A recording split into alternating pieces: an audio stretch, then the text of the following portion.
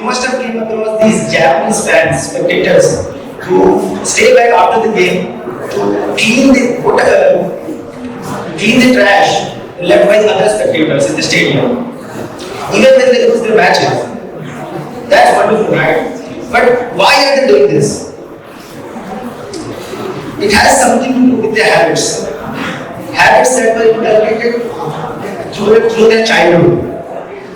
You see, in Japan, when the classes are over, the kids stay back at the school to clean their classrooms and corridors. And they call these practices Boho Sapiens. Now, can you imagine something like that happening in Indian school? I don't know how the media or the society will treat that teacher who will ask the student to pick up the trash in the classroom. This case of Japan is a classic example of how important it is to build the habit right from the childhood, during the early stages of education. See, a child in school is like a clay in potter's hand. They can be manipulated in any way we want them to.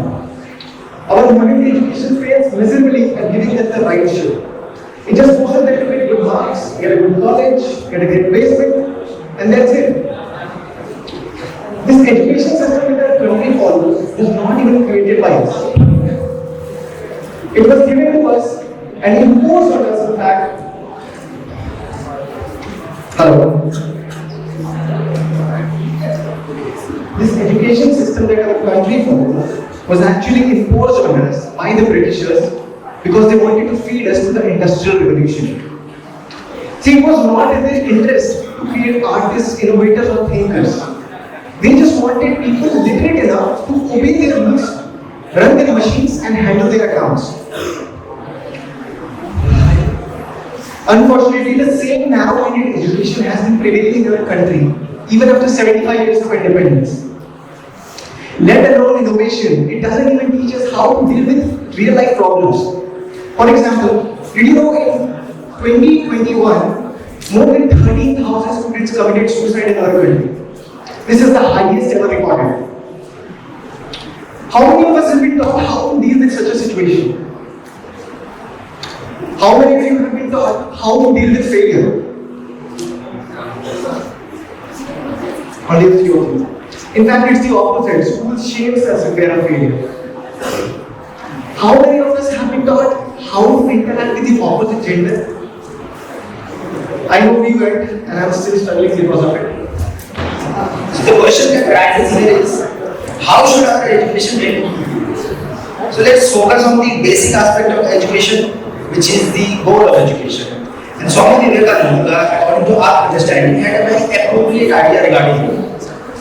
He said education should be man-building and character building, and not just rote learning.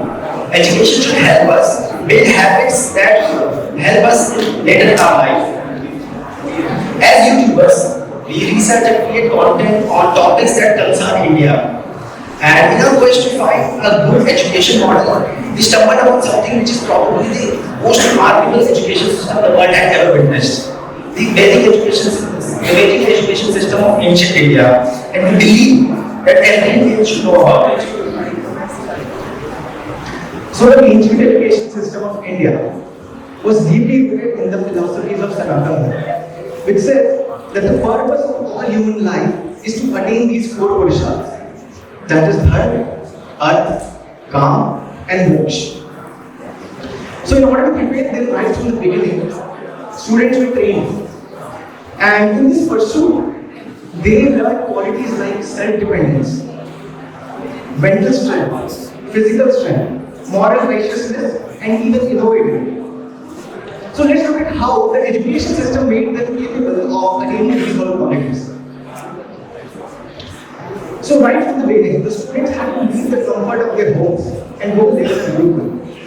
Today, our parents try to shield us from all the adversities that life has to throw. But back in the day, it was not true. The students had to leave their homes. They had to learn to take care of themselves in the Gurukul. They had to clean their rooms, their classrooms, their clothes. It didn't matter whether they came from a rich family background or a poor background. Everyone was treated equally. And they had to learn to take care of their own responsibilities. So back in the day, knowledge was also not limited to what we know as knowledge today. In the Munda Upanishad, that is embedded in the Atharva Veda, it is mentioned that knowledge are of two types. First is Paravidya and the second is Aparavidya. See, all the worldly knowledge that we need today to live a good life, all the worldly knowledge that we need to live a good life on this planet falls under Aparavidya. Subjects like science, mathematics, astronomy, history, all of these are empirical subjects and they keep on changing as our understanding of science and our understanding of these subjects change. And the second category is Paravidya. This is where it gets interesting because this is the knowledge of within. This knowledge never changes and it is known as the ultimate truth of life. Science calls it supreme consciousness. However, it cannot be explained and it cannot even be understood by our intellect. It can only be realized by deep meditation. How many of you have done meditation or regularly meditate?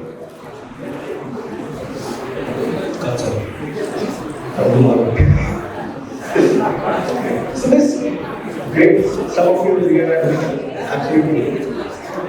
So this meditation actually plays one more important role in their life. See, our wise sages report that there are 6 impulses that guide all human actions. Kam, Krodh, Moh, Lobh, Mad and Matsar. These are all the actions that guide our impulses and they are generated by our 5 senses. So it's impossible not to have these impulses. But the problem occurs when they are in control and we are not in control of these impulses. So through deep meditation, which the children do every day, they were taught how to handle these impulses and channelize them for their better way.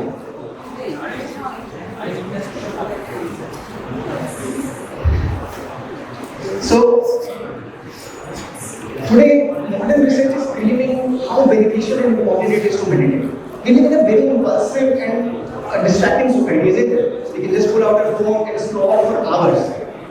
So modern research is suggesting that everyone needs to meditate. No wonder it is becoming so popular in jails.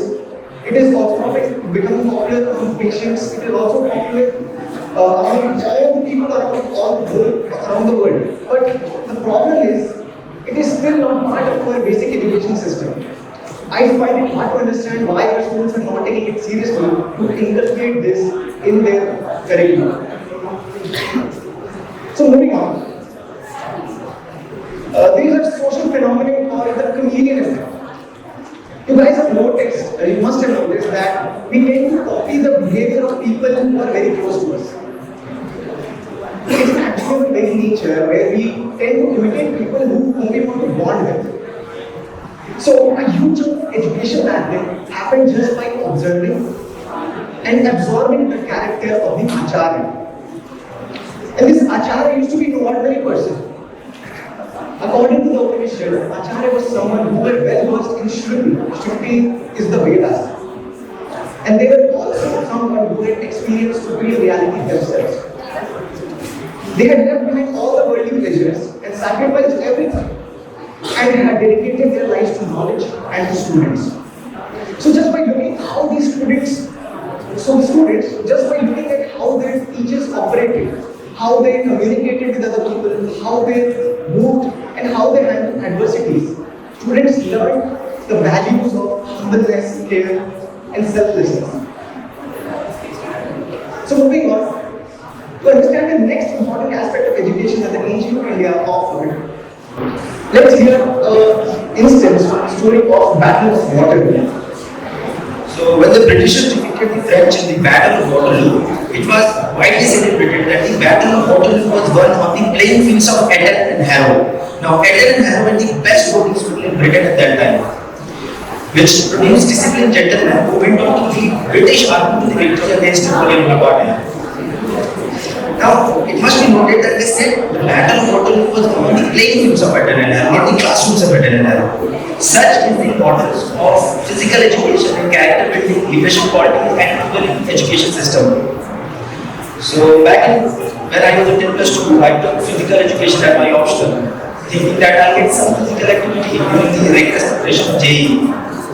But our teachers and coaches were more interested, more worried about us learning the dimensions of the goal post or the rate of goal, and the different players would actually get the ball about. And then we asked, why not FIFA, man? But you know what, the things weren't always the same. Back in the days in the Gurukul system, every student compulsory had to learn the Kalari. Kalari is often termed as the mother of all martial arts. It was invented south in Kerala and had deep connection with the philosophy of Hinduism and acquires knowledge from Ayurveda and other ancient techniques. We had Mallakhambh, which is a type of Indian gymnastics and has been mentioned in Ramayana and Mahabharata. Then we had been practicing kushti or wrestling since time ago. And we invented chess as Chandra. Inventors of so many games and sport, but still here we are, struggling to secure one Olympic gold medal every 4 years. Not just gold, we are also lagging behind in innovation. You know, in 2020, USA filed 2.7 lakh patents, Japan filed 2.2 lakh patents, and India just filed 23,000 of them.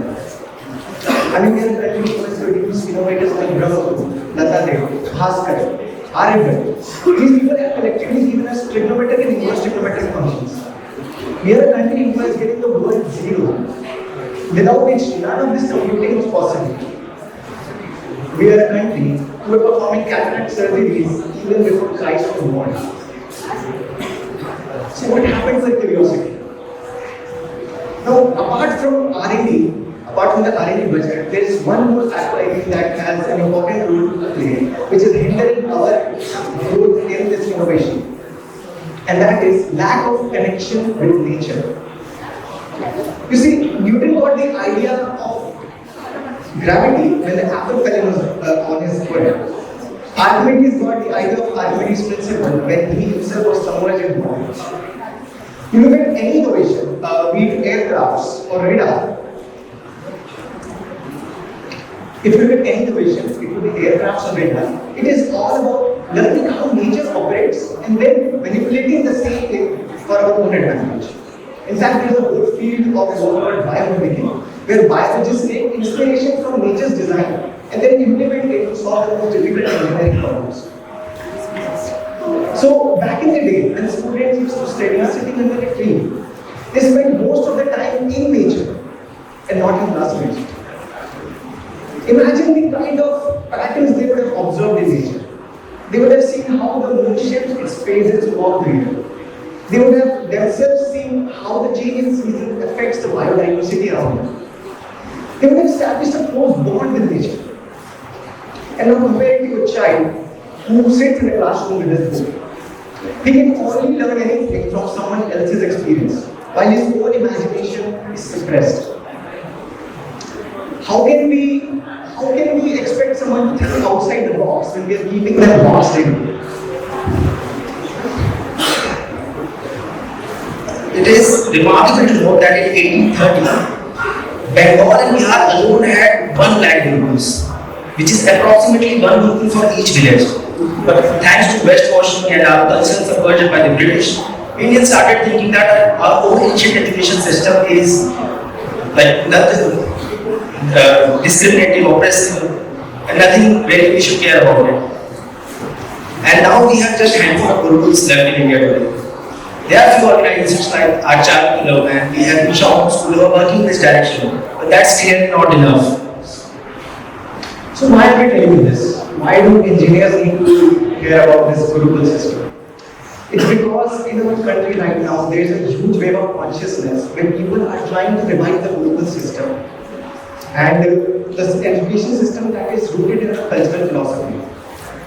So what we need to do is have more conversations on how can we combine the newest technological advancements with the age-old principles of Gurukul. That is what is needed right now. Because enough time has been done by force-feeding information to our students. We don't want the next generation to go through the same thing.